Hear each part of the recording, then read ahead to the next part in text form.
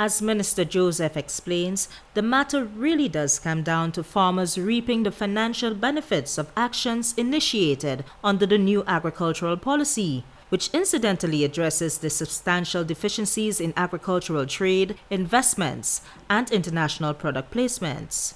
He says a recent review of Winfresh's records of export to the UK market is not reflective of banana production on the ground, and so agriculture officials remain disappointed that their efforts to increase export to the UK market continue to be stifled. The time, he insists, has come to address this serious bottleneck. We have a challenge. The challenge is that the market under the leadership of Winfresh is not giving the type of support that we believe they can give.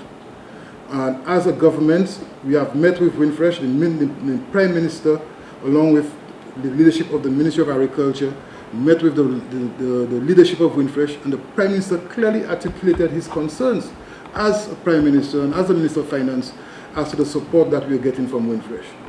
So much so, like you know, Mr. Ambassador, we took a team up to England to meet with the stakeholders in England and to speak with them and to decide as to get a first-hand appreciation as to what the challenges are and how we can overcome the challenges. Coming from that meeting, again, we met with Winfresh, and in fact, I was discussing with PS.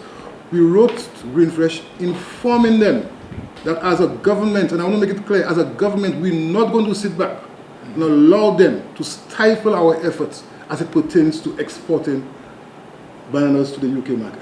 In apportioning responsibilities and breaches to this new export agreement, Minister Joseph says all partners need to be held accountable for targets and milestones not being realized. As a ministry, we are taking a lot of licks because we are very complacent, we are very understanding, and yes, we are. But I think the time has come now for us as a ministry and as a government to speak out as to our frustration as it pertains to the support we are getting from Winfresh. And I'm saying Winfresh, the leadership of Winfresh. And I'm going to say today that if the leadership of Winfresh is not in a position to give support to our initiative, to our programs, and in that case, the banana industry, they have to step out and allow persons who have the willpower, who have the energy to give that support. Because we cannot, on no occasion, we cannot continue to rely on you and Mario and your technical team to get the resources from the government and people of Taiwan, and we are not seeing the benefit as far as our farmers out there. The strategic approach taken by the Agriculture Ministry to expand its markets and banana production is seen as a model which can be replicated in other Windward Island states successfully. This fact, Minister Joseph says, should serve as testimony to banana stakeholders that the ministry's efforts to improve the quality and availability of our bananas is well placed. What we are doing in Saint Lucia is being recognized by the other OECS countries, in fact by the other Windward Island countries. And I can say here openly and can be on the record that the Minister of St. Vincent, the Minister of Agriculture of St. Vincent, called me. And he was mandated by his banana farmers to speak to me as minister and to speak to us in St. Lucia, to give them the support in St. Vincent for them to now get back on the international market.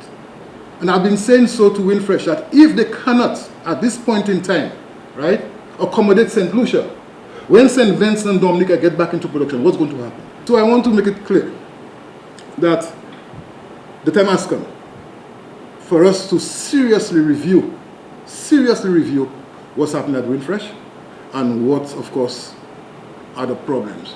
The Ministry of Agriculture will be working with the management of Winfresh in the coming weeks to ascertain what actions can be applied immediately to address this disconcerting reality.